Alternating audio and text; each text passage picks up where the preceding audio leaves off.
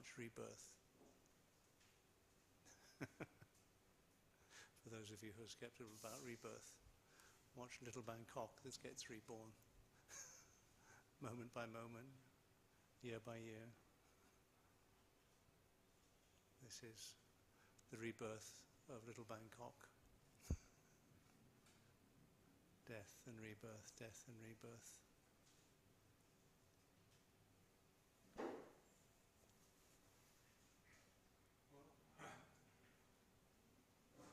It's 30, so I think we can start if Ajahn is ready. I would like to start, of course, by welcoming Ajahn and thanking him sincerely for accepting our invitation to teach us again. Ajahn, a couple of years ago, teaching us.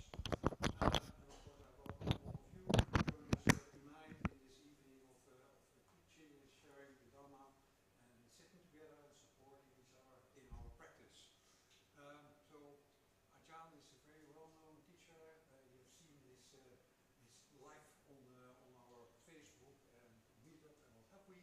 He has been a monk for well over 40 years, ordained in the Ajahn Chah tradition here in Thailand, living, studying in monasteries in the UK, New Zealand, Australia, and then starting up his own monastery in Portugal. So we are really blessed to have such an excellent teacher tonight. So please, Ajahn, teach us. Yeah, I'm not sure that I can live up to that flattery. I thank you for your confidence. And it is part of right view to have the assumption that there is something that I can learn from somebody. That's part of mundane right view in the practice of the Eightfold Path, the sense of I'm not sure about things and I'd like to find a way to lead this life in a way that brings more nobility and makes it more worthwhile. And this is having that confidence and that assumption does help. I'm not sure whether this particular personality is the one that's going to be good for you, and you'll have to work it out for yourself. And I will have plenty of time for questions. Still, I'd like to give a 5 or 6 minutes of a little bit of quiet, just to allow the traffic to settle, allow the people to come in and settle, and allow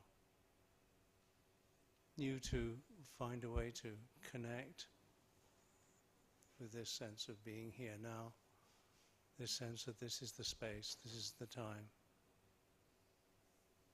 and find a way to delight in the solitude that is this moment.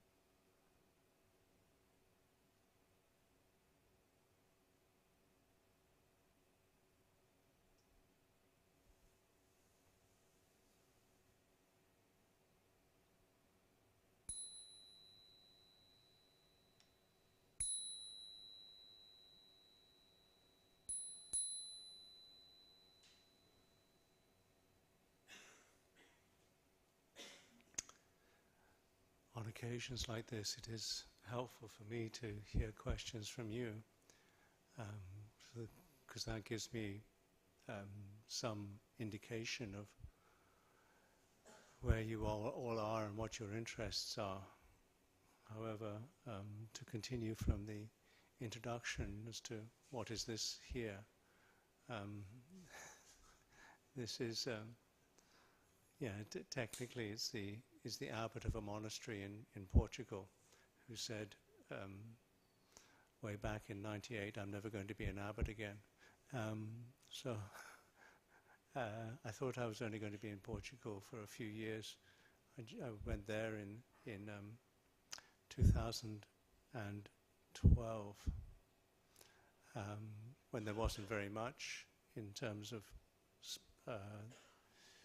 Theravada Buddhism in the country. And the intention of going there was to see whether I could give it something over to the Portuguese as a blessing and as something that I could give. So that's what I did. I wasn't really intending to stay, but now I'm a Portuguese citizen because of a thing called Brexit, because you might understand my accent is English. However, before I lived in Portugal, I did live in England for 11 years or so, from 2001, and before that I did live in Australia. I lived in Australia for 3 years. I was able to do that easily because between 94 and 98 I lived in New Zealand, and in 98 I received my New Zealand citizenship. So I had an English citizenship, and I had a Portuguese citizenship, I have a New Zealand citizenship. And then before that, in 1994, I went to New Zealand, and that was a little bit after that. I did visit Europe again, and I did meet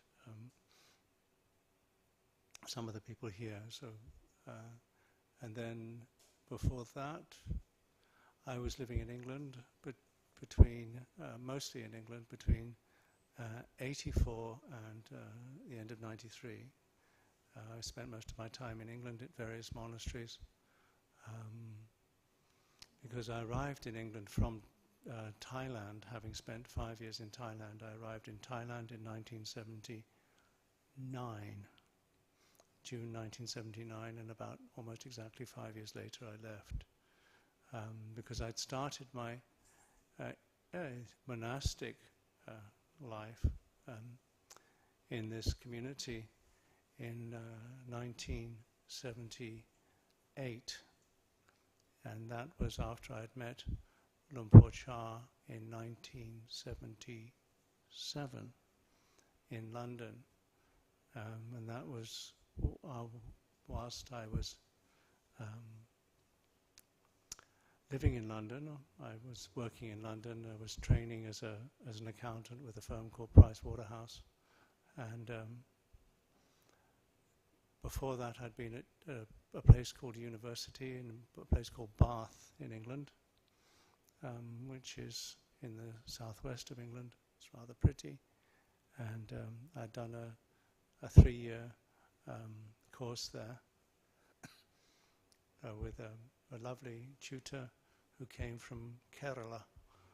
Kerala, if you might know, is a Marxist state, and he had a wife from Somerset, which is the West Country, and they had 5 children of different colours and shapes because they'd adopted 3 and had 2 of their own.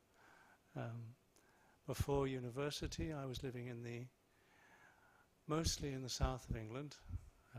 I'd started travelling soon after my mother gave me birth, and she was actually born in Singapore, and her mother was born in Pondicherry, and my mother was in Kuala Lumpur when I was born. So I am Asian. I spent a few years in Asia off and on, but I did start traveling when I was this side, and then I used to go from UK to Malaysia when planes were still had propellers, and then because my father's accent was English, and my first passport was an English one. So that gives you some indication. At university, I think everybody who's led a reasonably privileged life figures at some point, I wonder what I'm doing here, and I don't want to waste this. And I think that this was something that occurred to me when I was about probably 16. Some people it happens earlier, I'm sure. And I didn't know what to do, I didn't know. So university I did because that's what you did, and I tried to study hedonism at university. Not incredibly successfully, but I did get my degree in economics. And then I didn't know what to do after that, so my father said, if you do accountancy, you can work in any area you wish. I don't think he meant being a monk, as a Buddhist monk, but that was then. I'd heard about different types of things that were supposed to help you understand what your life was about at university, and I was brought up in the second school that I attended as a boarder, because I was boarding from the age of 6 to 18, had a chapel that is bigger than most cathedrals. It's larger than, it's the largest school chapel in the world, and now has the largest rose window in the UK. You can look it up. And so I'd been brought up with some idea of Christianity, and obviously I was Asian, so I knew about some of the other religions and things, but hadn't really had much interest in it. Then at university I met somebody who said, don't trust any sort of religious or spiritual thing that you have to pay for. It's just a scheme. So that helped. And then I'd heard about astrology, palmistry, Tibetan Buddhism, divine light, children of God, transcendental meditation, Hare Krishna, great food, and a few other bits and pieces. But I'd also heard this phrase, when the pupil is ready, the guru will appear. So me being lazy, I thought, well, I'll wait around. Some of my friends were traveling to the east, trying to find their guru and finding themselves by traveling to the east. I'd already been to the east. I'm already Asian, so I didn't need to go back to the east. So I stuck around in London, and then one of the things I did at university was a thing called theatre workshops. You know those? And street theatre. Yeah, I did street theatre, and that's fun. I'm still doing it.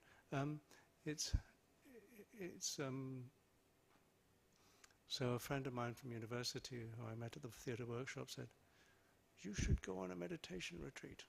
You don't have to pay anything. And it's 10 days.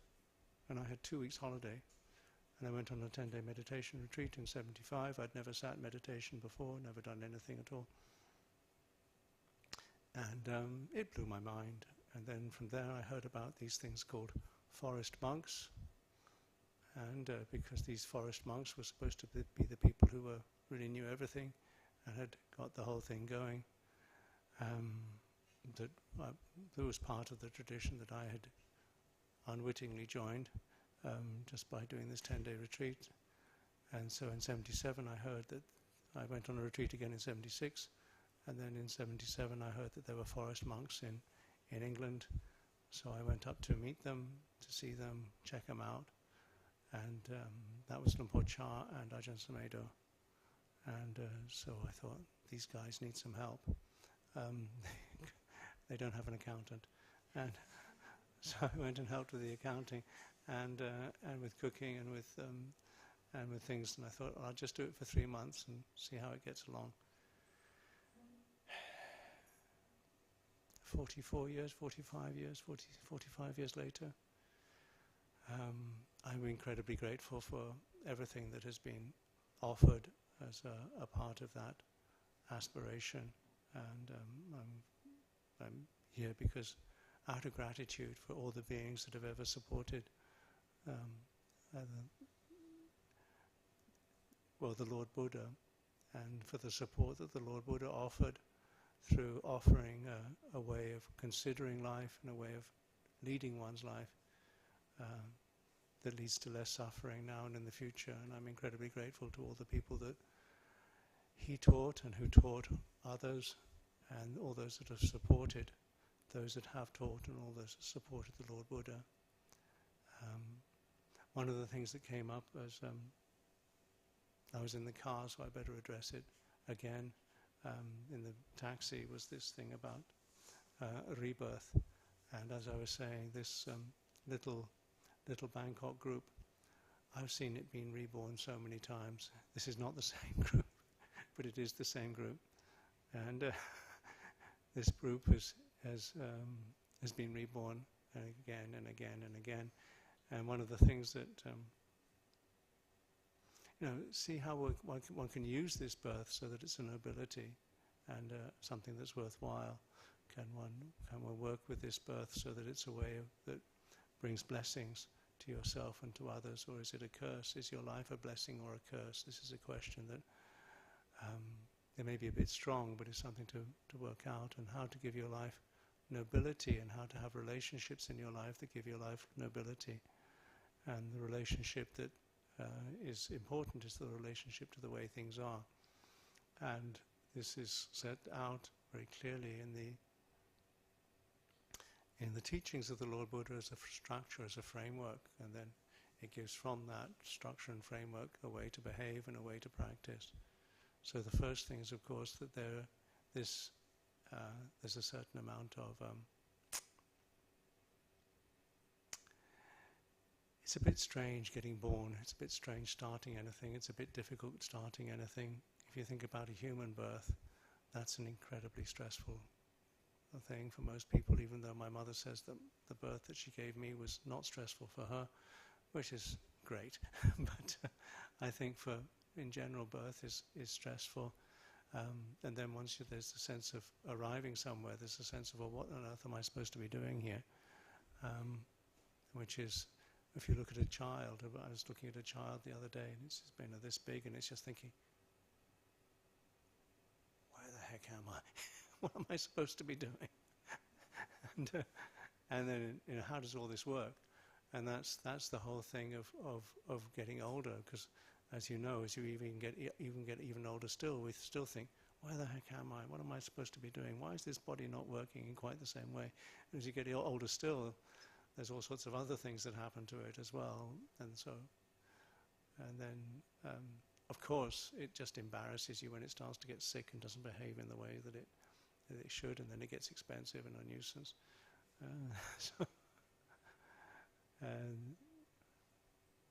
And then the strangeness of the insensitivity, which is death, the ignorance, which is death, the sense of, I don't know what's going to happen when I die. And when I do die, I'm not going to be able to find out what happens, because I won't have the senses to do it. So then I won't have the eyes, ears, nose, tongue, body, or mind to do anything with. So it's going to be a mystery, and it's going to remain a mystery. And then grief, sorrow, lamentation, despair. Not getting what you want, the traffic being stuck, being associated with a dislike, separation from the love, grief, sorrow, lamentation, and despair. And the relationship to this is to understand it. It is there, it is to be understood. It's not to be got rid of. The usual response to dukkha is to think, well, I need to get rid of it. I need to somehow do something to get rid of it. And that's not the relationship that makes it worthwhile or noble. The relationship, what one teaches in the Lord Buddha's teaching, is that things happen because of causes, and if the causes and conditions for something are there, the thing will be there, and if the causes and conditions for something are not there, the thing will not be there. And this stress or this unsatisfactoriness has a cause, And the relationship to that makes life worthwhile and gives it nobility is to abandon the cause. So it's a sort of going back to the basis of things. If the causes and conditions for something are there, the thing will be there. And if the causes and conditions for something are not there, the thing will not be there. So abandon the cause of stress, abandon the cause of dukkha, abandon the cause of this birth, old age, sickness and death, this separation from the love, this association with the dislikes, this grief, sorrow, lamentation and despair. Abandon the cause of it. And what's the cause of death? Why do people die? Because they're born. So how do you figure out how to, not do the born bit? That's the interesting bit, And part of that what is not dead? Where is the sensitivity that doesn't die and is not born? So that's an interesting one, because that's something that is to be realized. The end of dukkha is something to be realized. The relationship that makes life worthwhile and gives it value is the realization of the end of dukkha. Where there is no birth and there is no death. Because if there's no birth, there's no death. What is it that gets reborn? Ignorance. Ignorance is what gets reborn. It's the ignorance. It's the ignorance which is death, because ignoring is something that we're doing. It's an insensitivity that we're actually doing, ignoring something. And what we're ignoring is the truth. And the truth is the way it is. And then so what do we do to not ignore the truth? It's practice the Eightfold Path. Practice the way that is not caught in likes and dislike, fame or disrepute, pleasure or pain, gain or loss. It's just in trying to do that which is always in accordance with truth, and practicing that. So practicing the assumptions, the volitions, the speech, the actions, the livelihood, the effort, the mindfulness, and the continuity of that. Not because we want to do it, because we can do it, because humans can fulfill what it is to be a human being, which is to be free from ignorance, free from greed, free from a sense of neediness, and free from a sense of hatred and overwhelmed and pushing away. Truly normal human beings are those that are completely enlightened. Completely free from ignorance, completely free from greed, and completely free from hatred. And to notice, actually, quite a lot of the time, a lot of behavior is okay. So recognize that. In the behavior, how do we behave? We behave in mind, in speech, and in actions. It's maybe the mental stuff that is the stuff that really needs to be sorted out.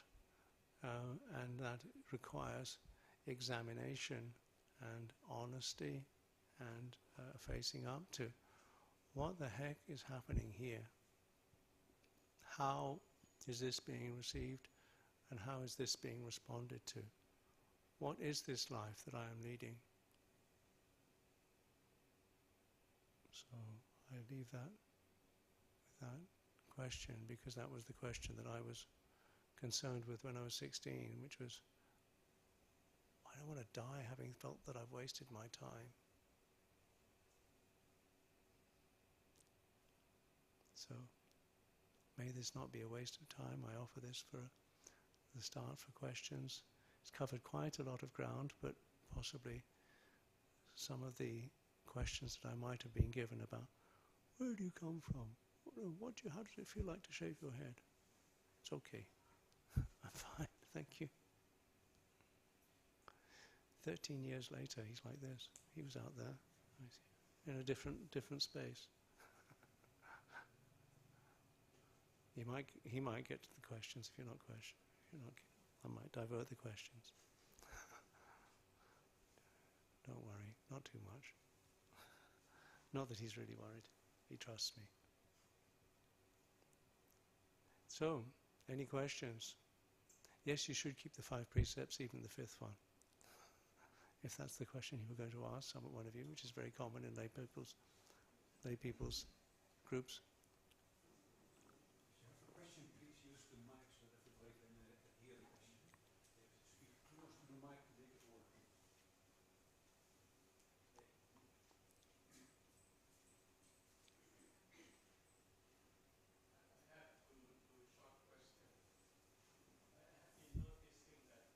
I can't hear you. Your mic's not on.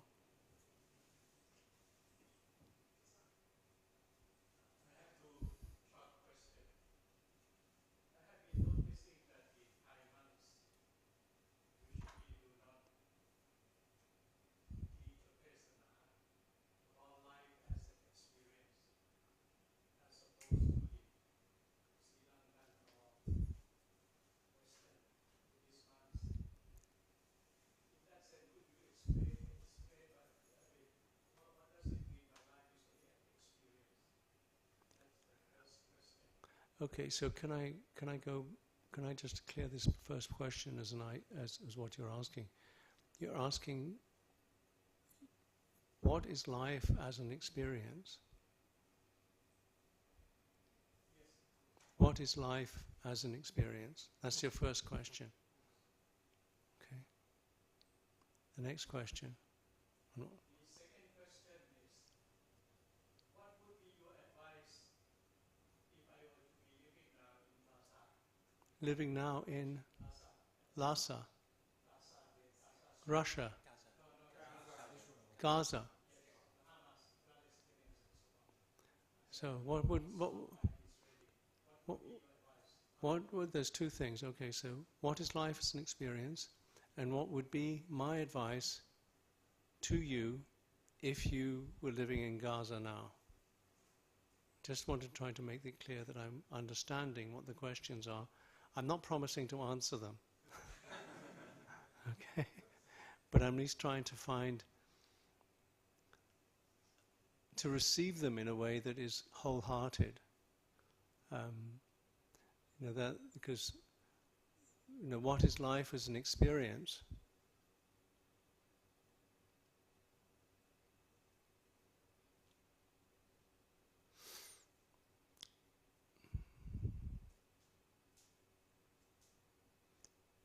I think that's I'm not sure whether it's a useful question, but in asking it, what it suggests to me is this whole sense of the life as I experience it through eyes, ears, nose, tongue, body, and mind, the 6 senses. I've just been reading a book about how there are probably 52 senses for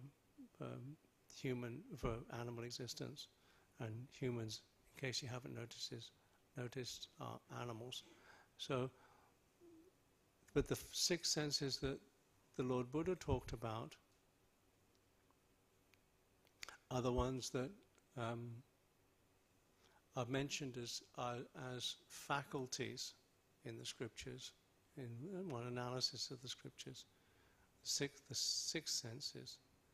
And so this is interesting because when the Buddha described 6 senses, and in all the Buddha's teaching, he described enough. He didn't try to give complete explanations of everything. What he gave were explanations and tools, ways of thinking, that were enough for all of us to work out for ourselves enough in the way that it's described. Was he offered a handful of leaves from all the leaves in the forest, and the forests in India in those days were huge. So he said that this is enough, this handful of leaves is enough. I'm not going to explain about every leaf in the whole forest, even though I know about them. Okay, so this is interesting. So he said that 6 senses are enough as an explanation for where humans receive and process the experience of sensitivity. Yeah? Because the senses are what are sensitive. This is where we experience our irritation at the eyes, ears, nose, tongue, body and mind, because any sort of sensory experience is some sort of stimulation, some sort of irritation. Okay? So I'm talking about what is life. We'll get round to Gaza eventually, don't worry. Maybe. So this life, if it's anything, is this sensitivity, and that's the sixth faculty that's described as what humans have. Now, humans, as I say, they have a lot to do with the same as animals, and some of these things one can say are experienced by all animals.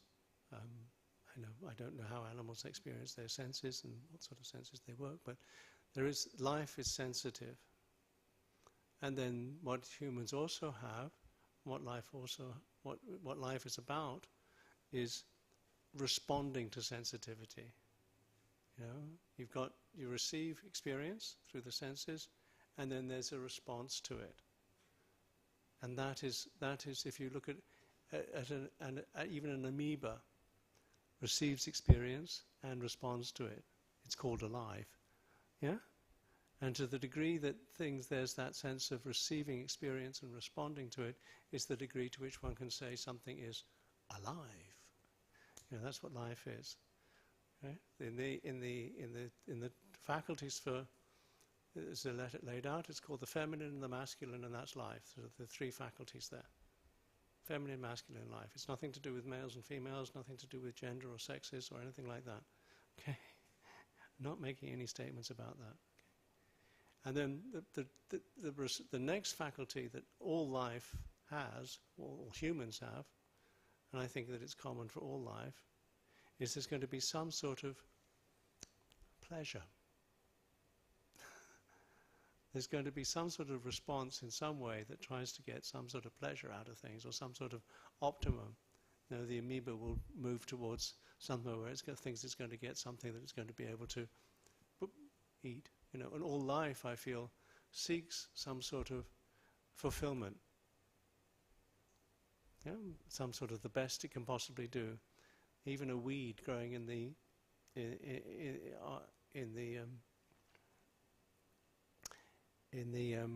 pavement or in a crack in the tarmac is trying to do the best it can with the fact that it receives experience and it responds to it. Yeah, that's the basis of life. That sense of let's see what happens here, and there's going to be some happiness. And then there's also going to, immediately at the same time, there's also going to be some sort of sense of frustration. Because you know that philosopher Michael Jagger who said you can't always get what you want, or you can't get any. It's you know, it's part of this existence that there's going to be frustration. There's going to be a sense of not enough. Yeah? There's going to be sukh indriya, dukh indriya. And then as a result of that, because humans do more than this, they complain, and then they rejoice and they complain. They think all sorts of lovely things about all the good stuff, and then they complain all about all the bad stuff. Yeah, this is what humans do, eh? And I liked that, and I didn't like that, and all of that. And then if they have any sort of sense of sensibility or any sort of balance in this thing, they do have a balance and a sensitivity that's able to remain still and sensitive. And then actually in that balance and sensitivity, there's the possibility of different responses, which I might get round to, based on, but that's upekkha. Okay? Upekkha is the natural result of these five things: pleasure, pain, great rejoicing and despair, and then somewhere in this there's going to be upekkha. Yeah, and this upekkha is the start of the thing that leads to the spiritual faculties that humans have. Humans have spiritual faculties that can be developed and be as strong as powers. And these spiritual faculties, these are the 5 ones that, Saddha, Virya, Sati, Samadhi, Panya. Okay, they're the ones that one feels. When there's a thing called, if you look it up, there's a thing called transcendent dependent origination, and that starts from this sense of frustration and pain and death, and then the next link in it is faith, because there must be some way out of it. I think that this is actually, when one actually starts on the Eightfold Path, there is that sense one needs. Is some sort of confidence that will give us the energy, will make us make the effort, which is the other spiritual faculty. So if there is some sort of way out of this, then there must be something that can be, some sort of effort that can be put into this. I will get round to this as well, don't worry. But that confidence is the fuel for our life. If you don't, if you didn't think that this wasn't worthwhile, you wouldn't turn up here on a Monday evening. And that's the faith. Yeah. Again, you've made the effort to get here, and then you've worked out how to get here. You've worked out how the car works, or what taxi to get, or whatever it is. And that's the other side of faith, is wisdom. And then you have to sustain that, which is samadhi. And the mindfulness is in the middle. So these are your spiritual faculties. Sattva, Virya, Sati, Samadhi, Panya. Yeah? The main thing about the Panya one, the main thing about wisdom, is the recognition that you don't know. Yeah? The recognition that there is ignorance. The recognition is that I'm not quite understanding everything quite here. This is not, I really do not know what's going on. This is uncertain. And because of this uncertainty, there's always going to be a certain amount of stress. Okay. Knowing that one doesn't know is an incredible start. It's really, really helpful. And nearly all the time when we feel that we are somebody stuck somewhere, we don't know what's going on. We really do not know what's going on. No, it's not that we can't act, because there are things we can do, but we actually don't know what's going on. And knowing that we don't know what's going on allows us to be a little bit more careful. Because then, if we know that we don't know what's going on, that's something that we already know. And if we know that we know it, then that completes the faculties. Knowing that we don't know, knowing that, and knowing that we know that. And that's a way of refuge. And what do we know? We know that there is dukkha. It is to be understood, and it has been understood. We know that there's a cause of dukkha. It is to be abandoned, and it has been abandoned. There is an end to dukkha. It is to be realized and has been realized. And there is a path or a way, something that we can do. It is to be practiced and has been practiced. Okay, so life is about seizing the opportunity, if you're a human, to practice the Eightfold Path. To the degree, the Eightfold Path, the fact that there is a paradigm, a way of approaching life, an assumption about life that will lead and be in accordance with the Dhamma, in accordance with truth, in accordance with that which leads to peace. There are volitions that we can practice that are in accordance with that. There is speech, there are actions, there is livelihood, there is effort, there is mindfulness, there is concentration. Okay? This is what we can do. Practice the Eightfold Path. It's not a matter of understanding the Eightfold Path, but of practicing. What that comes down to is, how am I receiving this now? What is my life? How is my life receiving this experience now? And what is the response to that? And where is that response coming from? It's knowing that that internal experience so that is not hidden. So that's not being ignored. So if you want to know how to practice the Eightfold Path, just know, how am I receiving this? How is this being received in this moment? And how is the response? Where's the response coming from? Okay? Of heart free from ignorance responds with equanimity, which allows it to never reject things, to try to do what it can to reduce suffering now and in the future, and also experience joy and appreciation for this moment and this time. Yeah?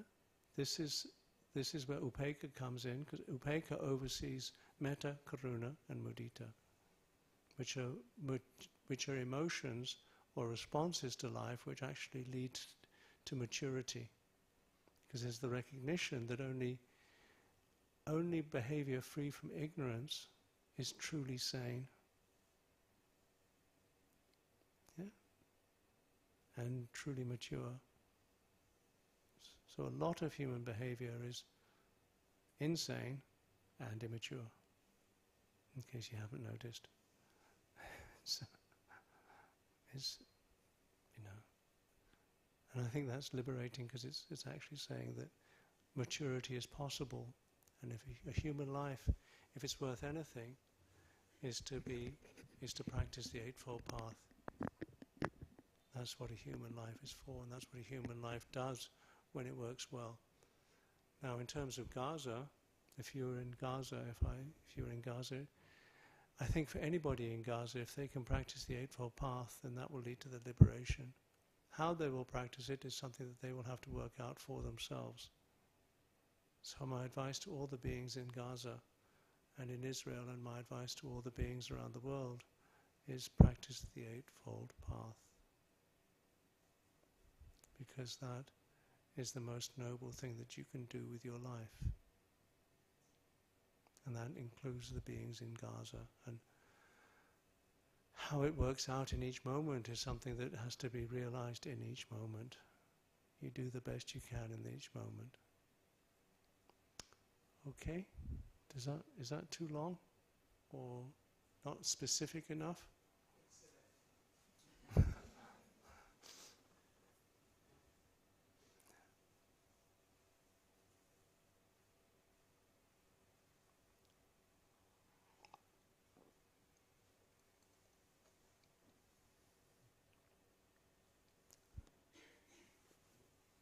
Hello.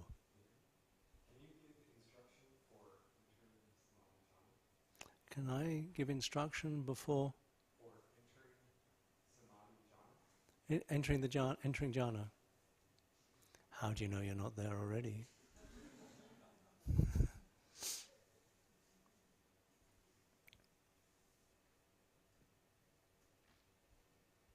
There's a lovely book that, if you haven't read it, is probably compulsory reading for anybody who has questions about jhana. It's called What You Might Not Know About Jhana and Samadhi. It's by a bhikkhu called Kumara. And it's available, if you ask the great god Google, she will tell you if you give her a little bit of your privacy. Yeah? What you might not know about jhana and samadhi. If you can send that around on your mailing list or whatever it is for this group, is Bhikkhu Kumara. Yeah? What you might not know about jhana and samadhi, Bhikkhu Kumara. I first saw the draft of this on a table in front of Lumpur Sumedho's room when I was visiting him, and I was waiting for him to come out to talk, and I was looking at it, and he came up. He said, "I quite enjoyed that." And Ajahn Sumedho, Ajahn Vajiro and Ajahn Sujita also recommend it. What you might not know about jhana and samadhi. Now, you want direct instruction right now how you can get into jhana now. Yeah? Drop all hindrances. drop all hindrances. Doubt is one hindrance. Yeah? It's not a question of getting or gaining samadhi, it's about not being caught in any of the hindrances. And of course, if you have any doubt, am I in jhana yet? Then you're definitely not.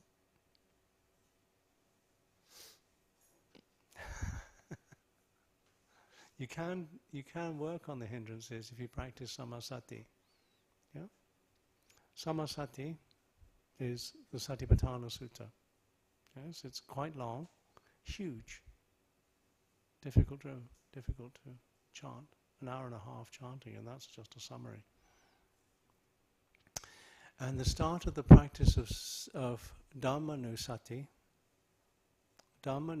starts with the practice of understanding the hindrances, how they arise, how they cease, where they come from, how they're sustained, how they work.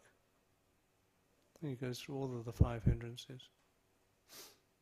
And that's Dhammanusati. That's mindfulness with the Dhammas, or mindfulness of Dhammas. Starts with the 5 hindrances. The next one of the group is the 7 bojjhangas, which are the factors of enlightenment. They're the ones that are really good to know about if you feel a bit sick. And the basic sickness we all have is ignorance. And so what you can do is to use the 7 enlightenment factors, the 7 bojjhangas, and turn them onto the 5 hindrances. The bojjhangas go Dhamma Vichayo. So you investigate, as Dhamma Vichayo is investigation of Dhamma. So you investigate the Dhamma of the 5 hindrances. You know what they are, sati, then you investigate them. Okay, so you're practicing already the first of the bojjhangas, because you're aware that there are these hindrances. And you investigate them with effort.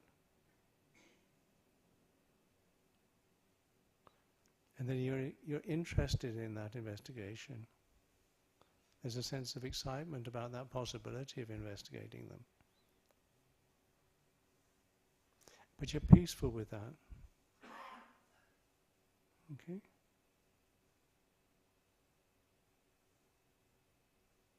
And then you have a certain sense of continuity, because in fact, one of the things that you need to bring to investigate the 5 hindrances is samadhi. Yeah? And then you're equanimous with that. And that's the 7th of the bojjhangas. So you use the bojjhangas to investigate the 5 hindrances. And with that, you don't get caught in the 5 hindrances. You turn the muck into manure, and you use those as a way to free the heart from believing or being caught in the 5 hindrances. And that's a start. Okay?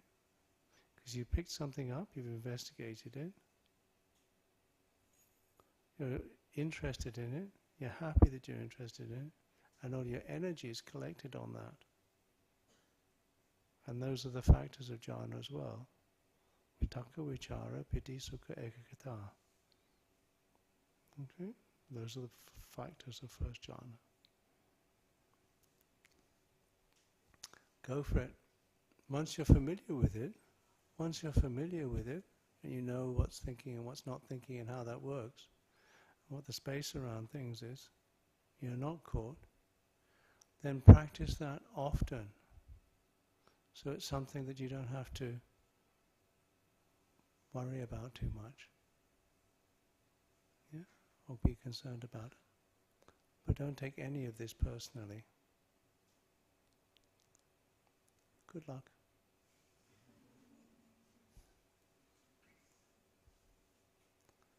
Next question. Yeah,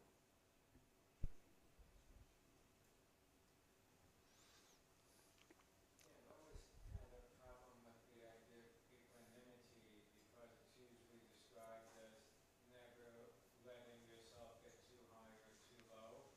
But I've always thought that if you don't let yourself experience real sadness, real grief when it's appropriate, then will you be able to experience real happiness and real joy when those are present, if you're just trying to stay, in the middle. Yeah, a near enemy of equanimity is indifference or insensitivity.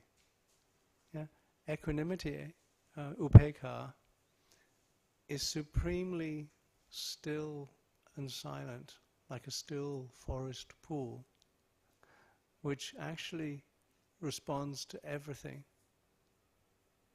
Yeah, but doesn't. It just allows itself to experience, and then the appropriate response comes from that. And the appropriate response, the first appropriate response is joy, mudita. Yeah, joy is sympathetic joy or gratitude, which is also mudita. Appreciation.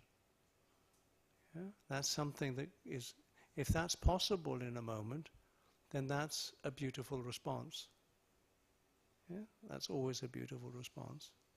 Now it may be that what's necessary is some sort of action to relieve suffering now and in the future. And the act of relieving suffering now and in the future is the practice of karuna. Yeah? It's doing something or making a space whereby things can suffer less now and in the future. It requires wisdom. Because if you do something and you don't know what you're doing, you might cause more suffering. Yeah? So karuna requires panya, requires wisdom, in order for it to work. Now the Lord Buddha had supreme panya and supreme karuna, supreme wisdom and supreme compassion. That is why he taught the Dhamma and the Vinaya. The Dhamma is a way of structure of thought which allows you to suffer less now and in the future. And the Vinaya is a structure of behavior by body and speech which allows you and other beings to suffer less now and in the future. Okay? So that's the response if that's necessary. Yeah?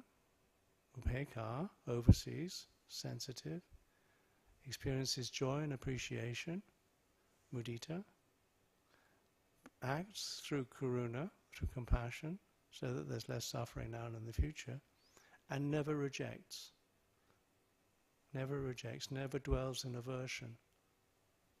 It's not that it doesn't experience aversion, but it doesn't dwell there. I like to say, well, it's like the Brahma Viharas are like the good places to live. Yeah? They're the location, the best places to live. They're the places where the gods live. Yeah? It's not that there aren't other bad parts of town, and you might visit them, but you don't live there. Yeah? So you know where you live is, and you know that the natural response of a heart free from ignorance is actually metta, karuna, mudita, upekkha. Yeah? The natural heart response of that is not caught by greed or hatred is metta, karuna, mudita, or upekkha. Does that help?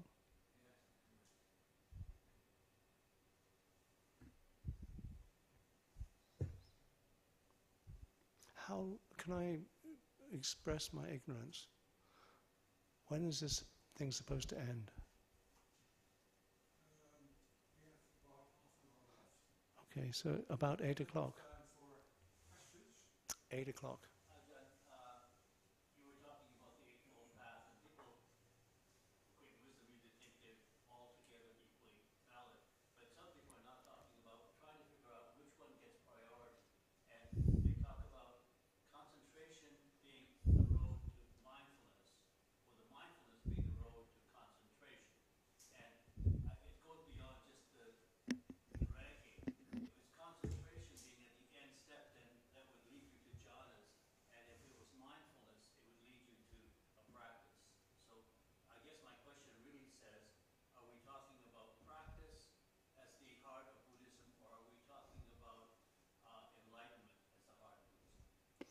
is practice the heart of Buddhism, or is enlightenment the heart of Buddhism?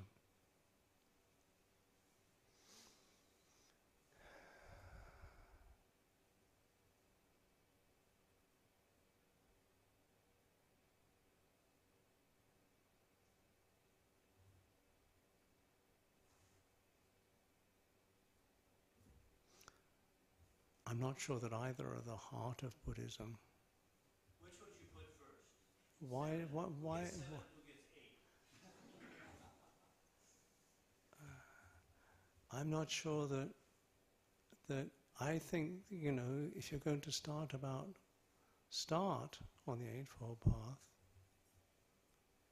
then it's got to begin with samadhi, because that's the way the Lord Buddha put it. And samadhi is an assumption. It's a paradigm. It's a view. And it needs to be practiced. If you think you are somebody, I am somebody, then associated with that immediately is the assumption that I need to do something, and associated with that immediately is this the right thing, or can I do it? And those three things are one way that you can describe personality belief, clinging to rites and rituals, and doubt. And they arise at the same time, and they cease at the same time, and they're all to do with thinking. And so, if you want to go for where that leads, samadhi is the assumption that there are the results of skillful actions, that you have come from somewhere. There is mother and father. There are things that you don't understand. There may be beings that you don't have any idea about. And that there is somebody who can teach you. That, on a mundane level, if you think you are somebody, is an assumption. And it's a wise assumption. It's an assumption that will be in accordance with what is revealed by wisdom. And if you can say what is revealed by wisdom is enlightenment, then what's revealed by wisdom is what is apparent here and now, what is immanent in every moment, what is present in everything, and at the same time outside of time. And that's a weird thing, because one says what's present in everything and outside of time, then the mind is immediately, well, for my mind, is like, what the heck's that? But one of the other next aspect of it is that it's something that encourages investigation and is some way beautiful. Because what is beautiful, one tends to go towards and think, well, that's lovely. And that helps. But what it also, when it what it leads one into is a sense of a sense of realization. And that's the truth. Okay? And then that's something that needs to be realized, each wise person for themselves. So in that sense it's their own truth, but it's not like there are lots of different truths, there is just the truth. Now, if you're talking about what is the heart of Buddhism, well, Buddhism is a description or a word for a religion. What's the heart of the Buddha's teaching is the Dhamma, which is something that he realized that was already there, and then tried to explain. And samadhi, if it works, if it liberates, then it's actually insight into the Four Noble Truths. And the Four Noble Truths are, so in that sense, samadhi is like a ratchet. Yeah? The degree to which there's samadhi is the degree to which the rest of the path can be properly practiced. Okay? So, in that sense, there's practice. Now, the other place that there's the Four Noble Truths in the Eightfold Path, if you look at it, is in Sammasati. Sammasati, after we dealt with the hindrances and the 7 factors of enlightenment, eventually gets to the Four Noble Truths. Okay? And Sammasamadhi is, we've just been talking about what that is about. I don't feel that there's any, I think that if you want to rank the steps in the Eightfold Path, 7, 8, 5, 4, 3, 2, 1, yeah? Then I think you'd have to give them all a 4. They're all equally important because they're all equally relevant. And the way to practice the path, or the way that leads to suffering, is the heart going out and trying to find satisfaction outside by getting or getting rid of. And that's the cause of stress. Yeah? And then the heart, just knowing what the heart's doing, that sense of knowing, how is this being received now? What is the response? And not taking it personally, and just using this instrument that we have to live with 24/7, with a sense of kindness and sensitivity and joy and equanimity, because this is the instrument that we're using. This is how we know how this experience is being received and where the response is coming from. And that knowing is what will liberate. Yeah? So the four Noble Truths. I hope that helps a little bit. There's Ajahn Dun's book. Again, take your Google out. Worship your Google a bit. The gifts he left behind. And I think one of the, it's in Thai and in English, the gifts he left behind. And one of the things, I think on page 7 or 8 or something like that, there's a summary of the Four Noble Truths, which is just 4 lines long, which is really worth sticking up on your wall in big letters.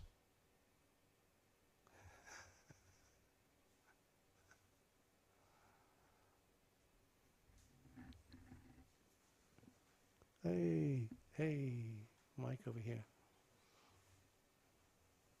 Drop mic. Yes. There's a lot of talk about detachment. Detachment. How deep is this detachment? We all are, How deep? Is this detachment? We are family units. We have kids. We have Yeah. friends. Yeah. We have desires. We have love. We have hatred. Oh dear. So how deep is this detachment that Buddhism is all about? I mean, there's a famous saying all over the internet. Google says, Uncle Google. detachment from attachment. Detachment from attachment. Uncle Google, I think she's female. That's what people say. Uncle Google, they say. Uncle Google. No, she's female. She knows all about you. She knows you better than yourself. And all she needs is a bit of your privacy.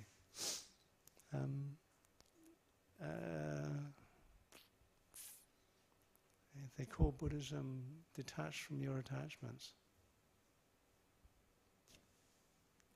There's a great site, fake quotes, fake Buddhist quotes.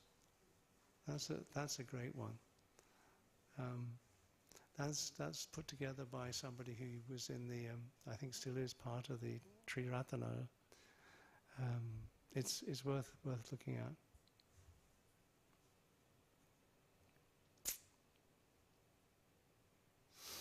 Ajahn Chah's thing was, if you let go a little, you'll have less suffering. If you let go a lot, you'll have a lot less suffering. Something like that.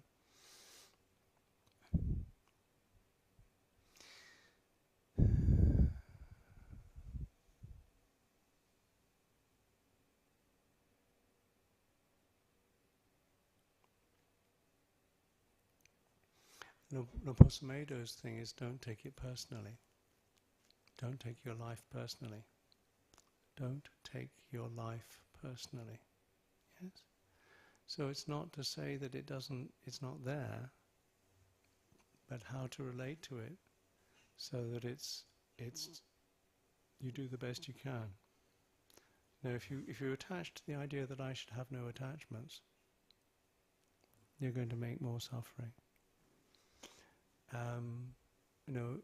Somebody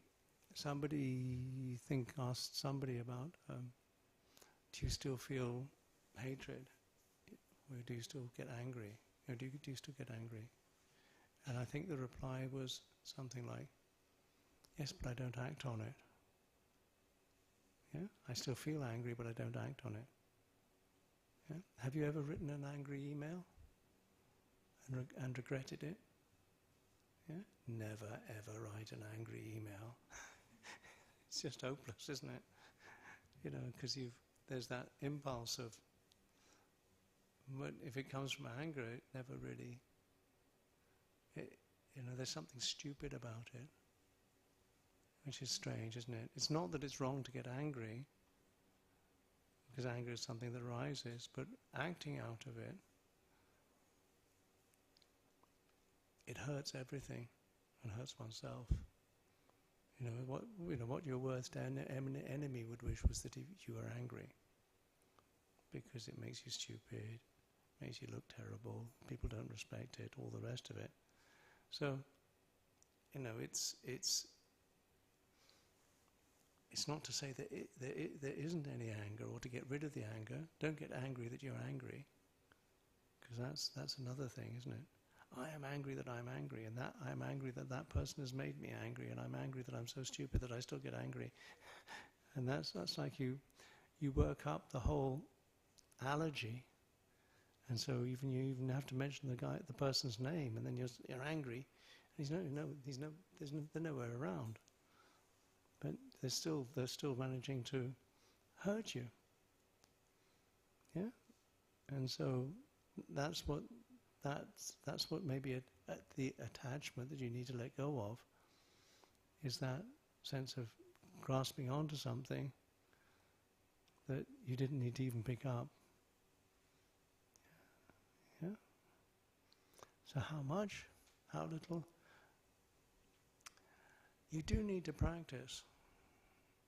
And it's okay to feel practicing is okay. One of the things is to very, very stupid people think they never ever make mistakes. You know that, don't you?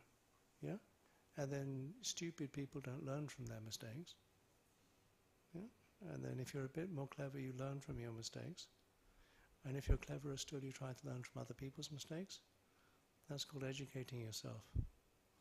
And so, recognizing that, and then one of the things about thinking you haven't made a mistake is, or you don't make mistakes, is you don't know what you don't know. Yeah? Ignorance is not knowing what you don't know. If you know you don't know, then you're already getting somewhere. Yeah? If you don't know that you don't know, then you don't know what mistakes you are making. Yeah? And what you're asking about is, well, how much detachment should I have? In terms of relationships to people, the responses that lead to maturity and freedom are responses based on equanimity, which is accepting a limitation, joy and appreciation with what one can appreciate, trying to do what one can to relieve suffering now and in the future, and never dwelling in aversion, never dwelling in a sense of aversion. I don't like, you can visit it, but you don't live there. And the person that you most need and most needs this is the person that you live with 24 hours a day.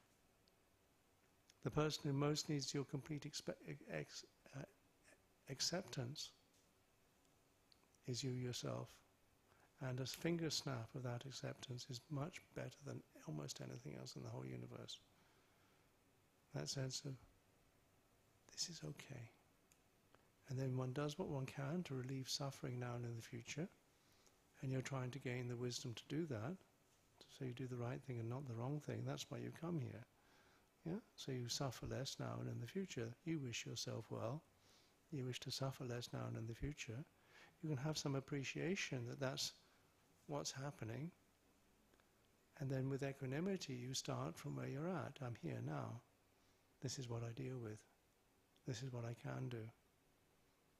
I have to accept my limitation. Yeah? Because you wish to suffer less now and in the future. And you're trying to figure out how to do that. And a view and opinion about what I should be doing is going to be difficult. Yeah? You just practice the Eightfold Path. Just one.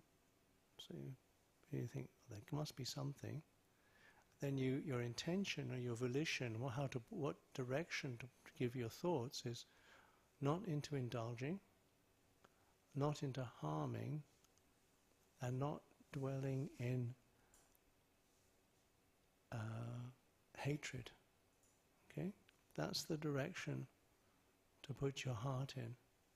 That's the volition, or what you need to, that's the sort of effort, that's the way to direct your heart, not indulging the five senses. It's not that you don't enjoy them, you don't indulge them, because indulging is a type of self-harming, because it overstimulates. Harming's just harming, and that's a waste of time. So don't, if your intention is not, don't harm yourself and don't harm others. Yeah? And then don't dwell in hatred. Yeah? So those are the three aspects, and which are the basic ones. And then the other ones that are liberating is more your heart turning over on the Four Noble Truths or on the Dhamma. And you can do it. You can do it, because then you work out how you speak to yourself, the speech, the actions, the livelihood, the effort, the mindfulness, the concentration. It all flows from there. I hope that helps a little bit. Yeah. Practice is the main thing. And have confidence that you can. Confidence that you can. Confidence that you know that you will make mistakes, but have the confidence that you'll be able to learn from them. Confidence in getting in touch with the sense that you wish yourself well, and that you're trying to work out how to suffer less now and in the future. And your intention in your life is not to harm. Yeah? There's not the intention to harm beings, because that doesn't help. And dwelling in hatred doesn't help anybody.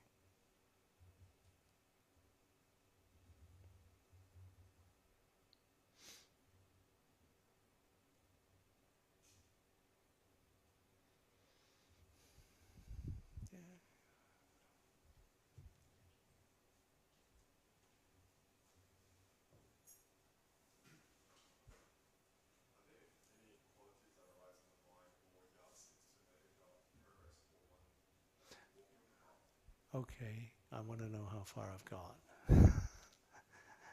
Yes, very old yardsticks. Are unwholesome qualities in your life decreasing in your actions of mind, speech and body, or are they increasing? In your own heart and in the hearts of those around you?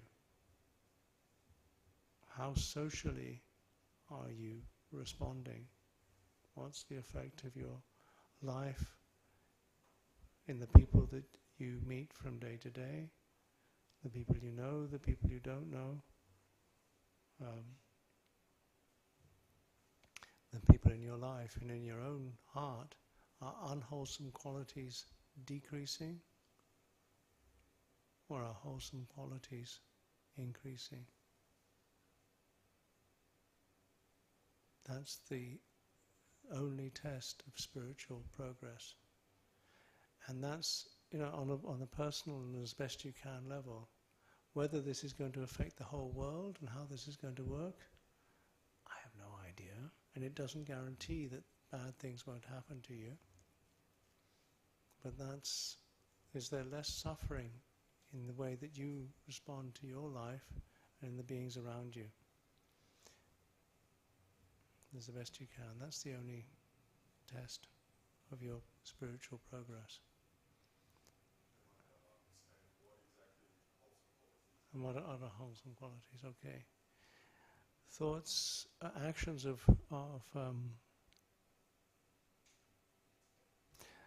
is there less killing around you? Is there less stealing around you? Is there less exploitation around you? Is the speech that you're engaged in less involved with lying, less involved with harsh speech, less involved with gossip, less involved with just frivolous talk?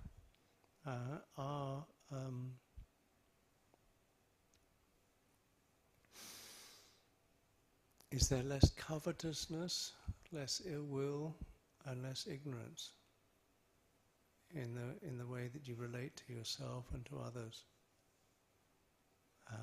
and in the people around you, in their family, your friends, and the things around you? It's not going to eliminate it, because even the Buddha couldn't stop his cousin trying to kill him, and even the Buddha couldn't stop the son of his best and first disciple, King Bimbisara, the son of his first disciple, wiping out his family. Ajatasattu wiped out some of the Sakyans. So it doesn't stop everything. But in general, you can say that the Buddha's life has led to less suffering for himself and for other beings around him and in the future. His life was a blessing. One of the things to figure out in your daily life is your life a blessing? Are you blessing this thing?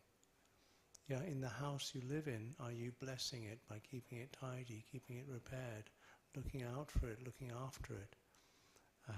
Do you bless the relationship, or do you curse it? Is it more wholesome or less wholesome?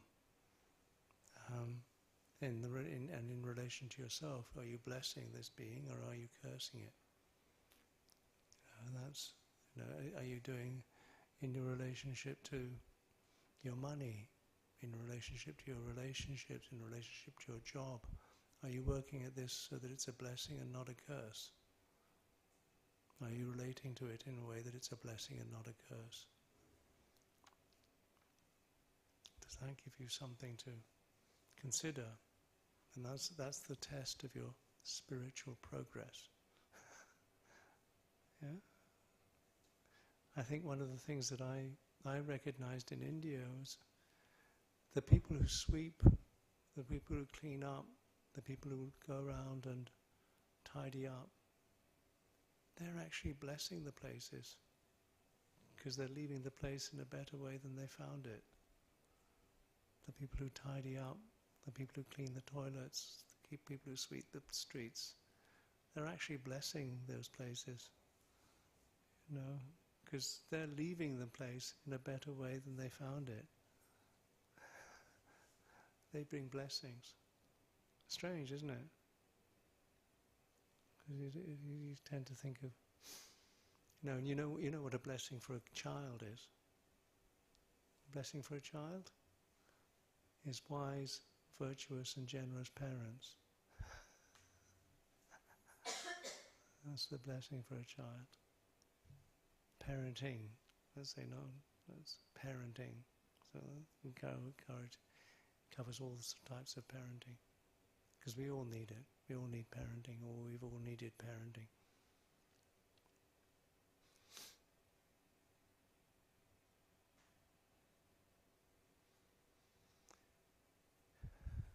Any more? There's that guy at the back in the yellow robe who's got his hand up. He's pretty quiet. He's questioning.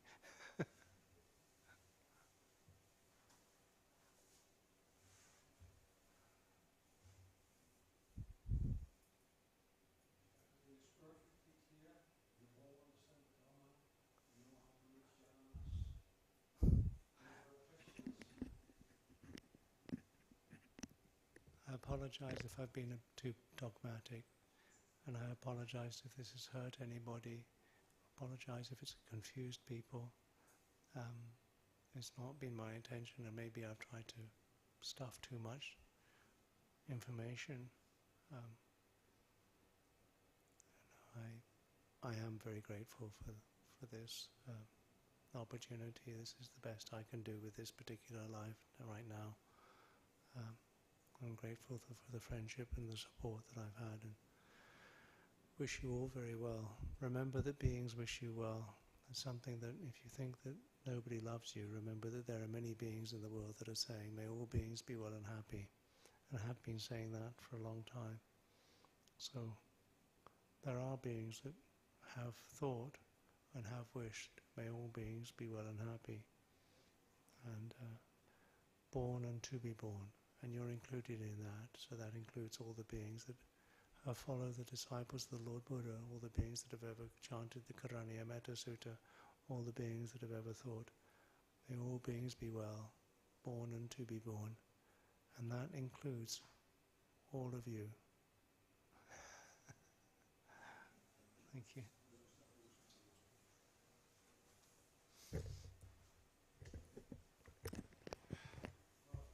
What to say after this?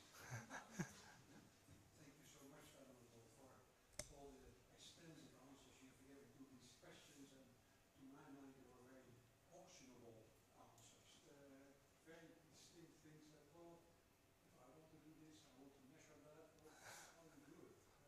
So you said you hesitated to be named teacher, well, maybe just a sharer of the Dhamma, which I personally found very inspiring. So thank you very much for that.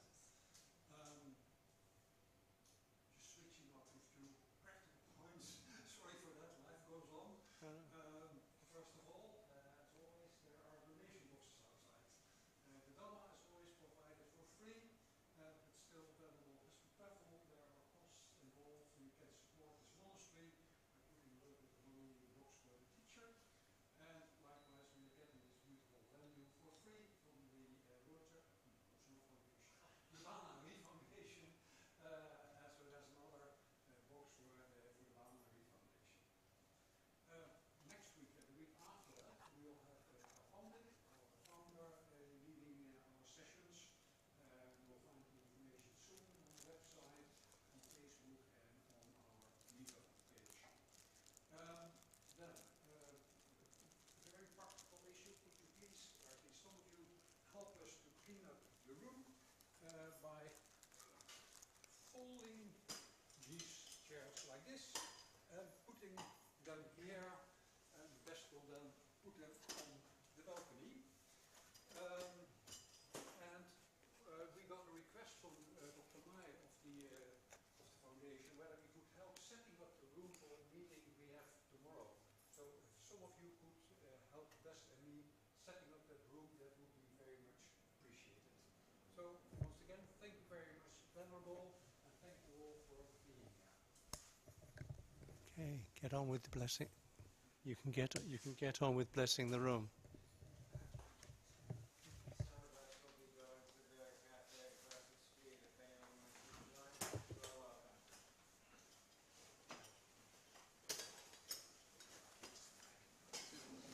I'm just curious. When were you at Lansing? You're from Lansing. You're Noel. Yeah? What's your name? Autumns. Huh? Autumns. Autumn. O-D-H-A-M-S. So it's 90. You guessed it from the chapel description. I did indeed.